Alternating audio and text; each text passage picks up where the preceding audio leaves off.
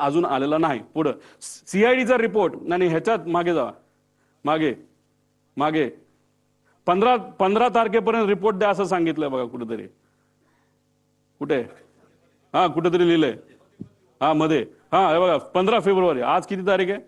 18. काय दिलं काल? आणि त्याच्याच बरोबर खाली लिहिलं बघा, अकाउंटेबल मॅनेजमेंट ऑफ VSR. अरे कोण आहे अकाउंटेबल मॅनेजर? कोणाच माहित नाही. मग नुसतं दाखवायचं म्हणून दाखवलं. मग अकाउंटेबल मॅनेजरला तुम्ही घेतलं का ताब्यात? नाही घेतलं. मेंटेनन्स मॅनेजरला घेतलं? नाही घेतलं. पुढे घ्या. आता हे सगळ्यात महत्वाचं आहे, हे नोट करा. आम्ही बघत होतो की VSR कंपनीवर कारवाई का होत नाही, VSR कंपनीवर कारवाई का होत नाही. ह्याच्या खोलात गेल्यानंतर आम्हाला कळालं की रोहित सिंग नावाचा जो VK सिंगचा मुलगा आहे, भारी भारी गाड्या आहेत त्याकडे, गाड्या घ्यायला काय हरकत नाही. 5 स्पोर्ट्स कार आहे. काय गाडीची किंमत 7 कोटी असेल, 35 कोटीच्या तर गाड्या आहेत त्याच्या. मुंबईचं त्यांचं जे डेलचं जे गेस्ट हाऊस आहे त्याच्या खाली 1-2 गाड्या लावल्यात, बाकी कुठे ते आम्हाला माहित नाही. त्या रोहित सिंगचं लग्न होतं 1.5-2 वर्षापूर्वी मॅरियट जयपूरला, राजस्थानमध्ये. तिथं कोण कोण गेलं होतं? कोणाकडे फोटो? आमच्याकडे काही लोकांकडे फोटो ते माझ्यापर्यंत आले नाहीत, पण येतील. पण ते मी वापरणार नाही, कारण कधी कधी आपण लग्नाला जात असतो. आमचं हे म्हणणं नाही की घातपात करणारे लोक तिथं गेले होते, नाही तर आमचं जे ऑब्जेक्शन ते अजिबात नाही.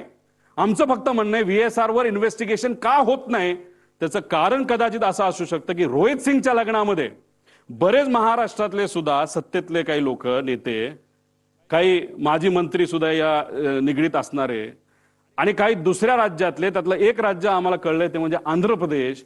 आंध्र प्रदेशचे TDP या पक्षाचे प्रमुख नेते, ते कोण मी सांगणार नाही, पुढच्या काही ह्याच्यामध्ये मी सांग, मला माहिती आहे का ते 100% माहिती आहे. TDPचे एक प्रमुख नेते त्या लग्नाला, रोहित सिंगच्या VSRचा जो मालक आहे त्याच्या लग्नाला राजस्थानला हे गेले होते.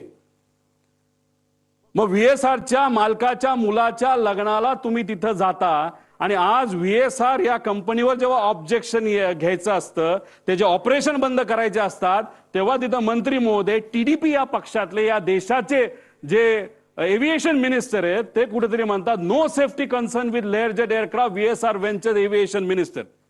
का ऑब्जेक्शन आम्ही नाही घेतलं पाहिजे? का दादांचा अपघात झाल्यापासून, का घात झाल्यापासून आतापर्यंत या राज्याचे सुद्धा मंत्री VSRली प्रवास करतायत? का आतापर्यंत इतर राज्यांमध्ये सुद्धा VSR चालू आहे? का? प्रश्न आहेत ना. आमचं धडधडीत डायरेक्ट म्हणणं आहे की सत्तेतले बरेचसे लोक हे VSRच्या मालकांच्या निगडीत आहेत. काही लोकांचे व्यवसाय आहेत. हैदराबादचा एक कुठला तरी मोठा व्यावसायिक आहे, तो कोणाच्या जवळ आहे याच्या खोलात सुद्धा मी जात नाही. त्याची 2 विमानं आहेत आणि दोन्ही विमानं VSRच्या नावाली आहेत. आणि आज सत्तेत जे लोक आहेत त्याच्या जवळ असणारा तो माणूस आहे, आणि कदाचित त्या माणसाकडे तिकडं त्या भागातलं एक छोटस पोर्ट सुद्धा असावं त्या राज्यातलं. फक्त एकच आहे, बाकी कुठले पोर्ट त्याचे नाहीत. मग कोण आहे हा माणूस? तिथं कोणाची सत्ता आहे? आणि ती सत्ता तिथं त्या ठिकाणी असताना त्या TDP या पक्षाचे नेते जर रोहित सिंगच्या लग्नाला तिथं जात असतील, आणि TDPचाच नेता आज जर तिथं एव्हिएशन मिनिस्टर असेल, आणि VSR कंपनी आतापर्यंत बंद होत नाही, त्याचे ऑपरेशन तसेच चालू राहतात, कागदपत्र त्या ठिकाणी रिअलाइनमेंट करणं नाही तर त्याचं मॅन्युप्युलेशन करणं, असं आमचा त्याच्यामध्ये म्हणणं आहे. आणि आज रोहित सिंग आहे कुठं? आज रोहित सिंग भारतामध्ये नाही. अपघात झाल्यानंतर मायामी, अमेरिकेमध्ये तो गेलाय. त्यांची दुबईमध्ये सुद्धा कंपनी आहे, अमेरिकेमध्ये सुद्धा कंपनी आहे. ही सगळी विमानं टप्प्याटप्प्याने हे दुबईच्या आणि अमेरिकेच्या कंपनीमध्ये ट्रान्सफर केली जातील. आज आम्ही सगळे दुःखात आहोत, आज आम्ही तिथं लढत आहोत. पण ज्या कंपनीच्या माध्यमातून हा घात झाला, नाहीतर हा अपघात झाला, त्याचा मालक आज भारतात नाही. त्याला कुणी मदत केली बाहेर जाण्यासाठी? कुणी त्याचा तिथं इन्व्हेस्टिगेशन लगेच करून त्याला लगेच ताब्यात घेऊन लगेच तुम्ही इन्व्हेस्टिगेशन आहे तर त्याचं तिथं चर्चा करून आणायला पाहिजे होती. पण हे महाशय गेले कुठं?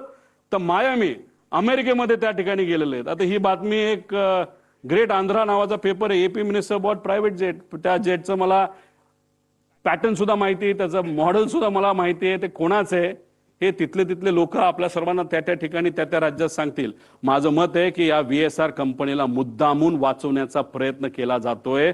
एवढा मोठा माणूस, महाराष्ट्राचा नेता गेल्यानंतर सुद्धा या सत्तेत असणारे काही लोक मुद्दामून या मालकांना वाचवतायत. म्हणजे दादा गेले याचं दुःख यांना नाही, पण पैसा आपला वाचला पाहिजे, मैत्री आपली टिकली पाहिजे, या अनुषंगाने VSR ला मदत करतात.